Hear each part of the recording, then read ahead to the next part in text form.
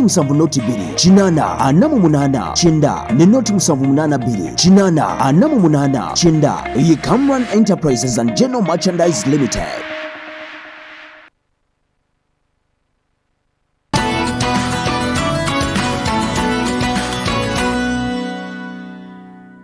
Assalamu alaikum. Abasiramu mwenna mwebale kusiiba. May this Eid bring you peace and happiness. Mwebale kusiiba ntubendeza Eid enungi. From the Cairo Bank team, a blessed Eid to you all.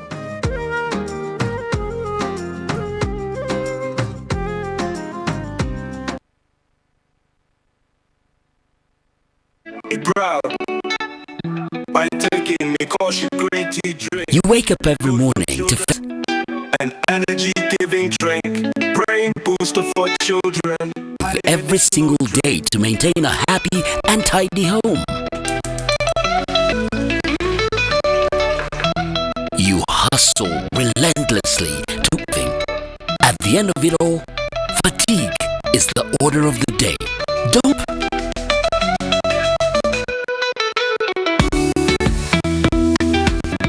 Mikoshi green tea. Stay healthy. Be proud. Cholesterol-free, honey-flavored plus ginseng extract drink is in every and retail shops across the country.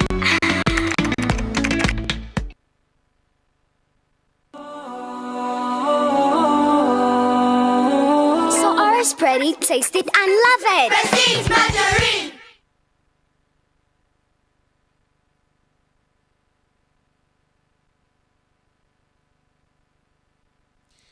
أعوذ بالله من الشيطان الرجيم. بسم الله الرحمن الرحيم. الحمد لله رب العالمين حمدا يليق بجلاله وكماله وكبريائه، وصلى الله على سيدنا محمد وعلى آله وأصحابه وكل من سال على نهجه إلى يوم يرث الله الأرض من عليها. السلام عليكم ورحمة الله وبركاته. mikwano gyaffe abalungi, twebaze Allah subhanahu wa ta'ala ng'enkola yaffe nti kyetutandika nakyo kyekibeera ekibereberye mu bigambo byaffe. Tumwebaze Allah subhanahu wa ta'ala olw'ekyengero ekinene kyatuwadde eky'obulamu, atutuusizza ku lunaku lwaffe luno olw'25 mwezi guno gwa Ramadan. Tumusaba Allah subhanahu wa ta'ala ebbanga lyonna bye tukulembezza okukola mu birungi abikkirize, wabanga waliwo ebitatambudde bulungi akako obuntu abeere nga Allah tusaba abeere nga atusonyiwa. Saalidde ku w'ekitiibwa nabbi waffe Muhammad sallallahu alaihi wasallam eyatunnyonnyola buli kintu kyonna butya bwe kirina okukolebwa era butya bwe kirina okutambula. Sallallahu alaihi wasallam tumusaalira nga tukakasa bulungi nti bwe tumusaalira ate mwana wattu ffe ababeera bafunamu ebirungi bidda gye tuli. Man salla alayya salatan wahida sallallahu biha ashara. Tusaba Allah subhanahu wa ta'ala okumusaalira okwo kwe tumusaalidde n'okulungamya okwo kwe yatulungamya, Allah subhanahu wa ta'ala amuweemu ebirungi ebingi. Mikwano gyange abandaba Salamu TV, mukkirize nga situnabagenda musomo gwaffe ogw'olwale, ate era tusooke kusiima abavujjirira programu eno bye mikwano gyaffe aba Chapa General Enterprises Uganda Limited. Mukkirize tubasiime olwaki? Olw'okuba nti batambuza omulimu guno ogw'okuba nti ebitono betumanyi tubibatuusaako, ate nammwe ne muzimbira ku ebyo ebitono bye tubatuusizzaako. Tubasiime kubanga batuleetera n'ebintu ebirungi, ebintu ebirungi byenjogerako byebyo ebiri mu maaso gange, omuli Prestige Siyaji amanyikiddwa, mwe muli Butono gwe mulaba andi maaso owarinsan, be batuleetera mu ngeri yemu sabbuuni ow'obuwunga ayoza engoye gwe bayita toss, mu ngeri yemu be batuleetera n'ennala instant noodles. Ezo kyemukakasa obulungi nti omusiiba bw'oba tolyanga ku nnala noodles naddala mu kaseera akaddaako, kisibo kigenda kuggwako nga weetaaga okubeera nti ozigezesaako, kubanga za ddakiika 2-3 ositeeka mu mazzi gabuguma ng'ofuna ekyo ddaaku ng'akutambulira bulungi. Ne sabbuuni ayoza engoye omuli owa Jama wamu ne sabbuuni anaaba owa Lanzo. Sabuni owajama batuleteddeyo n'ow'ebitole. Abantu baffe abali eyo osobola okugamba nti sisobola kugula muti naye nze nkozesa kitole kyange n'ebitole gyebiri. Ekitole nga kya sabuni owajama ayoza engoye ayoza ebintu. Mubeere nga bakwano gaffe mikwano gyaffe abo mubalambulako bali ku dduuka namba 3. Enduuka namba 3 mu Kikuubo ku kizimbe kye bayita Rafik Building. Kizimbe ekyo we basangibwa byonna mu bungi w'obyetaaga ogenda kubeera nga obifuna. Mikwano gyaffe abo tubogereko ate era tubasiime era tusabe Allah subhanahu wa ta'ala abatukuumire abeere nga abawa obulamu bulungi abanguyiza emirimu gyabwe kubanga tukakasa bulungi nti eddiini yo ng'oyita mu ddaawa special erina ky'ogyongerako akatono oluvannyuma lw'okubanga bayimirizaawo puroguramu eno. Tusaba Allah subhanahu wa ta'ala abeere nga abongeramu abajaza khair abawe ebirungi olw'omulimu ogwo gwe bakola. Mikwano gyaffe abatulaba olunaku lw'eggulo twayogedde ku zakatul fitiri. Twayogedde olunaku lw'eggulo ku zakatul fitiri ne tujoogerako zakatul fitiri etegeeza ki, ne tujoogerako kyama ky'ekikusike lwaki Allah subhanahu wa ta'ala yalagira zakatul fitiri, ne tujoogerako ku bantu abalina okubeera ne tujoogerako ku bantu, ne tujoogerako mu ngeri y'okubanga tulaba zakatul fitiri baani abalina okutoola zakatul fitiri. Ne tulaba zakatul fitiri ekakatibwa ku mwana ali mu lubuto atannazaalibwa. Ensonga ezo zonna twazitunuddemu olunaku lw'eggulo. Mukkirize ate n'olunaku olwaleero mu budde bwaffe buno bwe tulina ate tubeere nga tulaba ekitundutundu ekisembayo ku zakatul fitiri. Zakatul fitiri eno tukimanyi bulungi nnyo nti tuli mu nnaku zino 10 ezisembayo mu mwezi gwa Ramadan. Bwe tuba leero tuli mu nnaku lwa 25 kitegeeza nti tusigazzaayo ennaku ekinene nnyo 5 ennaku 5 nezo ennaku 5 ze tusigazzaayo ke kaseera mwe tulina okubeera nga tweteekateeka okulaba nga tutoola zakatul fitiri.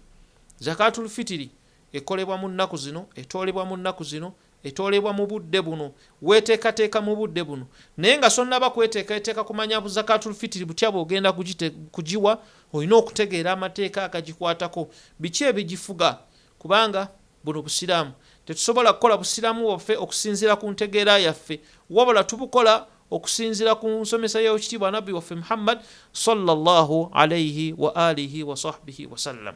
Byatusomesa na butya bwe tulina obikola. Bitwayogeddeko eggulo era gegamu ku mateeka bye bimu ebigikwatako zakatul fitiri bw'erina okubeera nga etoolebwa. Olunaku olwaleero mukkirize nga situnnaba kugenda ku mulamwa gwaffe, zakatul fitiri eno bakama baffe bamaze dda okubeera nga batupimira ebigero byayo okutwanguyiza. Kati ebyo byatwanguyizaamu bye tugenda okutunulamuuko akatono tubitegeere lwaki biri bwe bityo, kubanga ojja kusanga nga kusinziira ku nteekateeka y'abakama baffe eya zakatul fitiri ng'omuntu agenda okugitoola mu matooke baabazeebazeemu nga matooke ng'amaze okuwaatibwa obulungi olina kutoola kilo 9 omuntu ng'ali omu ez'enkanankana ne siringi 6. Anaatoola omuceere ekyenkanankana kilo 2.5 ng'ogenda kutoola siringi 9.5. Anaatoola ng'osinzira mu ngano ogenda kutoola kilo 2.5 ez'enkanankana mu ssente siringi 8.5, siringi 8.75. So nga ate era anaatoola mu kasooli kilo 2.5 z'enkanankana nga 15,000 ensimbi zaffe ezawano e Uganda. Kasooli muwogo kilo 2.5 z'enkanankana 12,500. Obulo kilo 2.5 z'enkanankana siringi 7.5. Ebijanjaalo kilo 2.5 babibazeemu nga sibeera siringi 9.5. Obummonde kilo 2.5 nga z'enkanankana esiringi 8. Ezo sente ze twogedde siringi 8 obeera muntu omu. Kiba kitegeeza nti bwe mubeera babiri okwata 8 n'okubisaamu emirundi 3. Bwe mubeera basatu okwatakana ako n'okubisaamu emirundi 3 bwe mubeera bana paka ennamba y'abantu b'olina okuweera zakatul fitiri naddala nga bwe twalabye olunaku lw'eggulu eri taata alina okuweera maama alina okuweera omukyala alina okuweera omwana alina okuweera omukozi gw'awangala naye omusiraamu ennamba y'abantu b'olina okusinziiramu ekyo ky'ogenda okutoola ky'okwata n'okubisaamu n'omanya ssente n'omanya omuwendo ogw'ensimbi z'olina okutoolamu zakatul fitiri. Nabwe kityo mukwano gwange mikwano gyaffe abatulaba abatugoberera ku Salam TV, zakatul fitiri eno bakama Nabbi sallallahu alaihi wasallam bwe yali agigereka yagamba swa'atun min tamrin au swa'atun min sha'irin, entende kilo 2 n'ekitundu. Kyekino bakama baffe ekigambo swa'a bakipimapima nga kyenkanankana kilo 2 n'ekitundu, kubanga ebiseera ebyo tewaalingawo minzaani, bwabeerangawo baketi, nga bw'onoolaba ebbaketi nga bw'onoolaba akataasa. Kati ne bapima akataasa ako nga kabeera kilo kali swa'a kaba kenkanankana ne kilo 2 n'ekitundu. Bye bino ebipimo bakama baffe bye bakoze eki bye batugerekedde. Mu ngeri y'emu swa'a Nabbi yatoolanga swa'a kilo 2 n'ekitundu. Swa'a bwe njogera ku swa'a mba ntegeeza kilo 2 n'ekitundu. Yatoolanga kilo 2 n'ekitundu mu ntende ne mu nsigo. Ensigo nga bw'onoolaba ensigo z'ebijanjaalo, nga bw'onoolaba ensigo za kasooli. Nabbi sallallahu alaihi wasallama bwe yatoola era bwe yalagira okubeera nga tutoola zakatul fitiri. Ekiseera kyatuuka ku mulembe gwa Muawiya ibn Abi Sufyan ng'ensigo teziriiwo, era Muawiya ibn Abi Sufyan akaseera ako waaliwo obuwunga eŋŋano, era ye n'atoola zakatul fitiri ng'atoola mu ŋŋano, n'abeera nga yakwata ekyenkanankana ng'ekyandibadde muli nga ye swa'a gye twogeddeko kilo 2 n'ekitundu, n'abeera nga yagitoola mu ŋŋano. Muawiya ibn Abi Sufyan bwe yatoola zakatul fitiri mu ŋŋano, basahaba abaaliwo okusinziira ku mbeera eyaliwo ne bakkiranya naye nti zakatul fitiri esobola okuba nti etoolebwa mu ŋŋano. Ekiseera ne kijja nga kitambula, ekiseera kati kye tulimu essaawa zino kyakubeera nga zakatul fitiri tugitoola mu ssente. Abaffe tulina bamashekhe baffe bangi abatusomesa ti zakatul fitiri tugitoola mu mmere, naye njagala tutunuulire ku nsonga ezo, njagala tuzigendemu. Gwali asobola okundaba ali yandaba ku Salam TV osobola okutegeera ensonga zino, kubanga waliwo abakkiriza okutoola zakatul fitiri mu ssente ne wabeerawo abagaana okutoola zakatul fitiri mu ssente. Abagaana okutoola zakatul fitiri ye Imam Ahmad ibn Hanbal yagaana okutoolaga nti ye zakatul fitiri nina kubeera nga njitoola mu ekyo kyennyini Nabbi sallallahu alaihi wasallam kye yalagira. Si ye yekka, Ibn Umar radiyallahu anhu sahaba wa Nabbi sallallahu alaihi wasallam naye yagaana okutoola zakatul fitiri ng'ogitoola mu kyawukana na kiri kye yalekawo ekyentende n'ensigo. N'abeera nti yagaana, n'agamba nti Nabbi sallallahu alaihi wasallam atii'u Allaha wa atii'u Rasul, Katonda yatulagira nti bannange tugondere omubaka, tutye Allah subhanahu wa ta'ala, tutye Allah ate era tugondere n'omubaka we. N'agamba nti sigenda kukkiriza kutoola zakatul fitiri okwawukana kw'ekyo Nabbi sallallahu alaihi wasallam kye yakola kye yalekawo. Naye ne wajja abamanyi abalala olw'enkyukakyuka y'ensi, olw'enkyukakyuka by'embeera z'abantu, olw'enkyukakyuka ya culture, ebintu bingi nnyo ebiriwo. Abamanyi abasinga obungi ne bajja ne bagamba nti zakatul fitiri ekkirizibwa okubanga etoolebwa mu nsimbi, nga mu bo mwe muli Imamu Abu Hanifa, Nu'man ibn Thabit yakkiriza zakatul fitiri okubeera nga tugitoola mu ssente. Si ye yekka, Umar ibn Abdul Aziz yakkiriza okubeera nti zakatul fitiri etoolebwa mu ssente. Si ye yekka, Hasan al-Basri yakkiriza zakatul fitiri okubeera nga tugitoola mu ssente. Si ye yekka, al-Imamu Thawri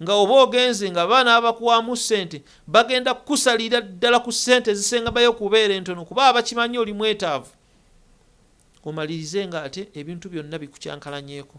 Nabwe ekyo ekisinga okubeera kyobolanga Dr. Yusuf al-Qaradawi bwe yali ayogera ku nsonga eno yagamba nti omuntu yenna ezakatul fitiri etoolebwa okusinziira ku mbeera ya society mwe tuli. Embeera ya society mwe tuli yetubuulira kiki kye tulina okubeera nga tutoolamu zakatul fitiri. Abantu baffe betuwangaala nabo essaawa zino abalina okubeera nga bafuna zakatul fitiri betwagala okubeera nga tussaamu essanyu ku lunaku lwa Idi bwe tuba tunuulira ne tubabuuza beetaaga ki. Era n'omala okeera enkya ku makya imaamu aliyandaba n'oyita abasiraamu noga nti bannange abantu bange bengenda okuwa zakatul fitiri n'obagamba nti buli ayeetaaga emmere njagala osimbe wano layini neyeetaaga essente njagala osimbe wano layini, nkukakasa ku layini y'emmere osobola okufunawo ababiri abasatu oba omu, saate ku layini y'essente osobola okubeera nti ofunawo abasukka 20 kusinziira ku namba gy'olina. Oba sina kindi bonna okubeera nga bagwera ku kya ssente. Lwaki? Ekigendererwa kya zakatul fitiri tugitoola lwakuba twagala kuyingiza ssanyu eri omuntu ono ateesobola asanyuke ku lunaku lwa Idi, asanyuke ku kiro ky'olunaku lwa Idi ng'afuna ekyokulya, nga kyokulya kigenda muyisa mu lunaku lwa Idi, ekyokulya kigenda muyisa mu kyeggulo oba ekyagenda okulya miru gy'anaalya mu kiro ky'olunaku lwa Yawmul Eid. Kana bwe kiro zakatul fitiri ne tuvaayo ffenna ne tugamba nti okusinziira kati ku mbeera yaffe ya wano e Uganda zakatul fitiri tulina kubeera nga tugitoola mu ssente. Tulina kubeera nga tugitoola mu ssente. Kiri ekya Nabbi sallallahu alaihi wasallam weekiri, naye okusinziira ku mbeera sharia yaffe y'obusiraamu erina okubeera nga etambulira wamu kusinziira ku mbeera zaffe.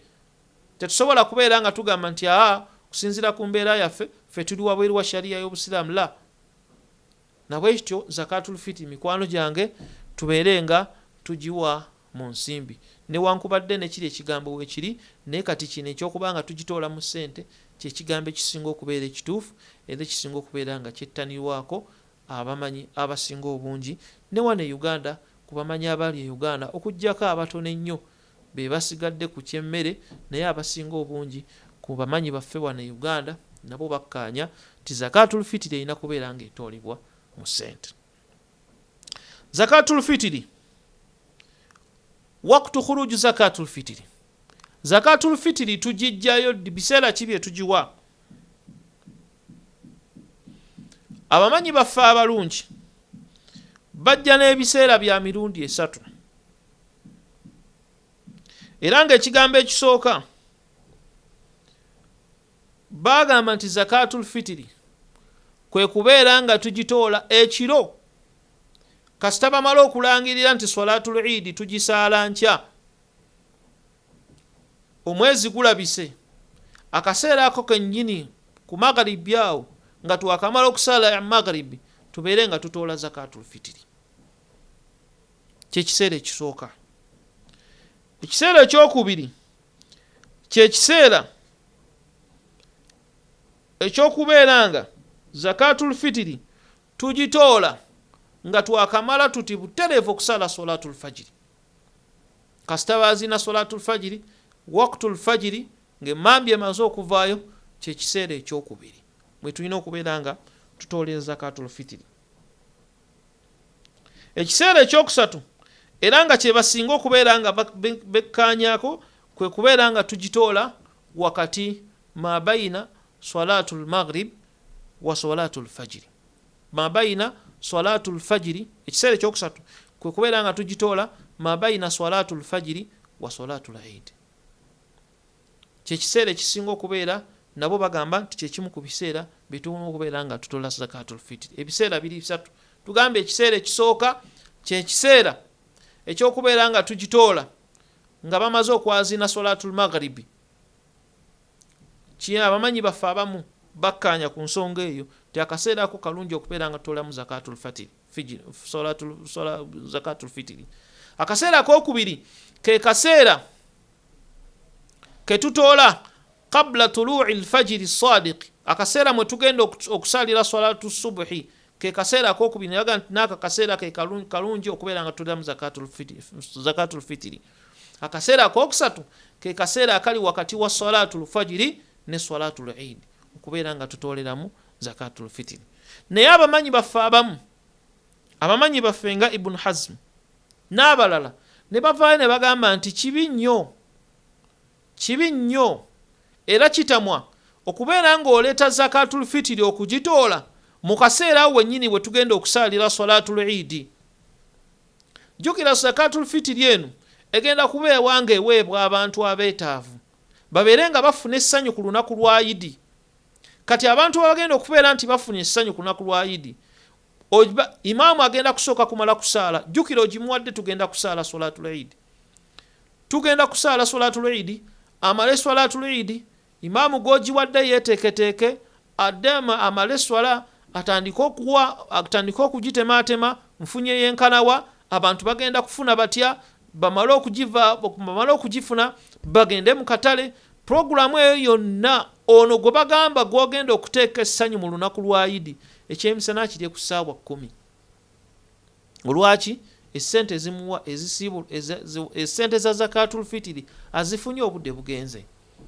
Kati olabanga kirungi nnyo zakatul fitiri bwe baba azinidde swalatul maghrib ne bakakasa nti swalatul eid yankya, akaseera ako tukakozesa okubanga tutoola zakatul fitiri. Zakatul fitiri bw'ogitoola okusinziira ku hadisi ya Ibn Abbas radiyallahu anhu yagamba nti salatul fijiri nuaddiha qabla salatul eid. Tugitoola oluvannyuma nga tetunnaba kusaala salatul eid.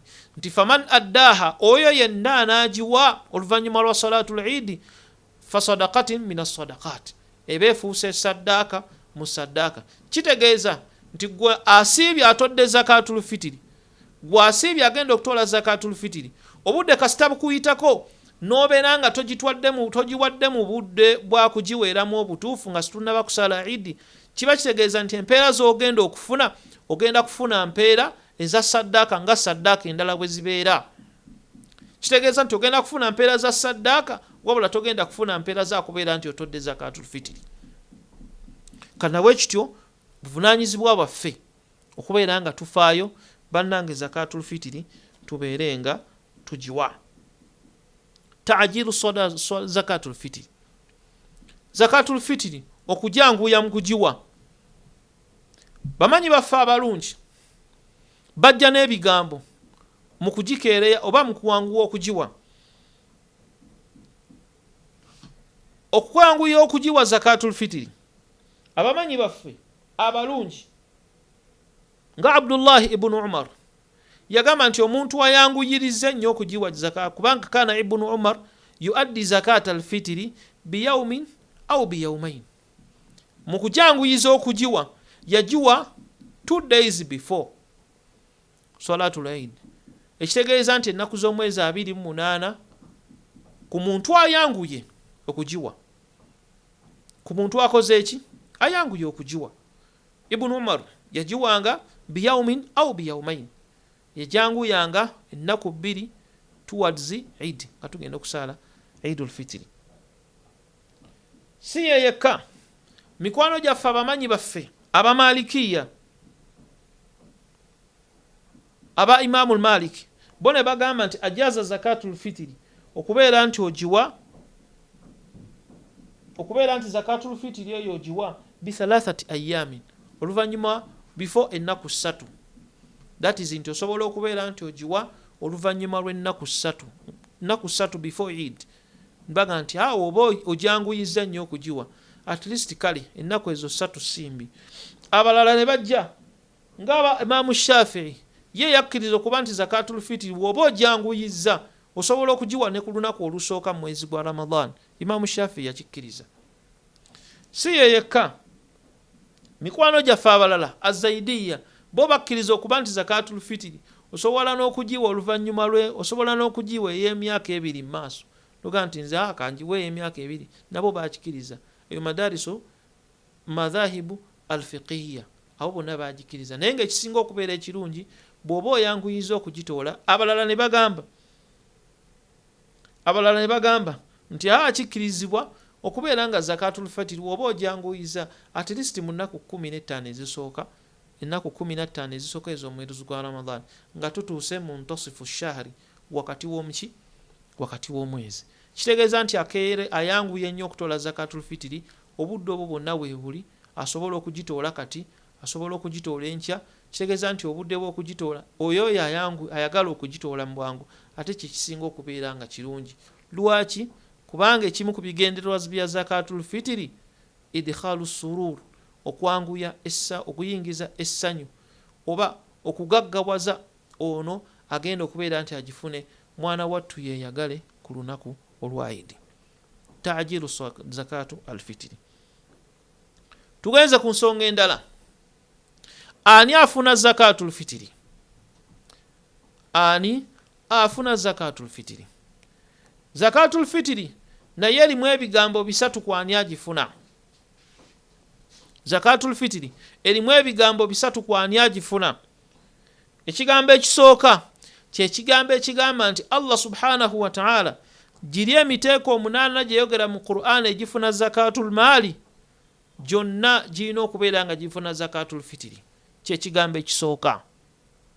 Allah emiteeko egyo 8 yajogera mu suratu Tauba aya ya 6 wemba serabidde. Abantu abo be balina okufuna zakatul fitiri. Ogwo gwe muteeko okusooka. Omutendera ogwokubiri ne bagamba nti kirungi okubeera nga zakatul fitiri giri emiteeko 8 gyonna Mungu nga bwe yajogera mu Qur'ani gifuna, naye ate okusoosowazaamu ddala alfuqara, kubanga Nabbi sallallahu alaihi wasallama bwe yali ayogera ku zakatul fitiri yasingira ddala kubeera nti akoonera ddala ku bafaqir oba abateesobola abaavu. Naga nti tusooka kutunula mu bano bafuqara then ne tunula ne mbali emiteeko emirala 7 agikoze eki gisigaddeyo, naye nga bano be basoosowaziddwa. Ekigambo ekyokubiri. Ekigambo ekyokusatu kigamba nti zakatul fitiri etoolebwa be bagamba nti giri emiteeko 8 bonna tebafuna okuggyako omuteeko gumu gwokka ogw'abafuqara abayogerwako mu hadisi. Kikigambo ekyokusatu. Era abasinga obungi ne beegatta ku kigambo ekigamba nti zakatul fitiri olw'okuba nti ebimu ku bigendererwa byayo kugwagaggawaza ono omwavu. Abasinga obungi ne beegatta nti zakatul fitiri eweebwa mwavu. Eweebwa mwavu kubanga twagala kuyingiza ssanyu mu bulamu bwe ku lunaku olwayidi. Abasinga ne beegatta ku ekyo okwawukana ku biri ebigambo ebirala ebisatu bye twogeddeko. Baani abatafuna zakatul fitiri? Abatafuna zakatul fitiri abasookera ddala mwe muli omuntu atali musiraamu. Atali musiraamu tafuna ku zakatul fitiri. Lwaki? Kubanga zakatul fitiri eyingiza ssanyu ly'omuntu omusiraamu asobole okusanyuka ku lunaku olw'Eid, olunaku olw'okusanyuka. Omuli asooka oyo tafuna. Omulala atafuna zakatul fitiri al murtad ye muntu akedde n'agamba nti n'ava mu busiraamu n'agamba nti obusiraamu okuva na leero mbuvuddemu. Oyo naye situmuwa kubanga aba atuwawukanyeeko. Oyo tetumuwa zakatul fitiri. Ekigambo ekyokusatu, omuntu owokusatu atafuna zakatul fitiri ye muntu alfasiq, ye muntu omwononefu ayogerera oba alwanira obusiraamu, alwanyisa obusiraamu oba ye muntu omwononefu atayiwa kifaananyi kirungi busiraamu. Oyo naye situmuwa zakatul fitiri. Owookuna ye muntu atakola naye ng'ate obutakola bwe kwe kubeera nga azannya mu emirimu agirina naye n'agayala naga asijja kukola. Omuntu oyo naye situmuwa zakatul fitiri. Okusinziira ku budde nga bwe bufaanana, mikwano gyange abalungi abatuwuliriza abandaba, mukkirize zakatul fitiri ebigambo bikyaliyo bingi bye tutogeddeeko, naye obudde nga bwe bufaanana mukkirize tubeere nga tukomaawo. Tusabe abantu mikwano gyaffe bannange zakatul fitiri tugitoole. Ate mukwano gwange ali yandaba si kya buvunaanyizibwa okugenda imaamu n'akuwa zakatul fitiri ku muzikiti guno ate n'ogenda ewalala n'obeera nti otambudde emizikiti gyonna ng'ogenda okuŋŋaanya zakatul fitiri. osobola okubeera nti gyonna ogifunyemu ate n'obaako abalala b'ofiiriza okubeera nga sibafuna. Mukkirize zakatul fitiri olw'okusinziira ku obudde ebyokwogerako bibadde bikyali bingi, naye alhamdulillah Mungu atusobozesezza ku ekyo. Saba Allah subhanahu wa ta'ala atuwe ekisinga okubeera nti kirungi. Twebaza mikwano gyaffe abachapa General Enterprises abatutuusizzaako programu eno. Ate n'omulundi omulala tusisinkane, tusaba Allah atusisinkanye ffenna nga tukyali balamu. Subhana rabbika rabbil izzati amma yasifun wa salamun ala al-mursalin walhamdulillahi rabbil alamin. Wassalamu alaikum wa rahmatullahi wa barakatuh.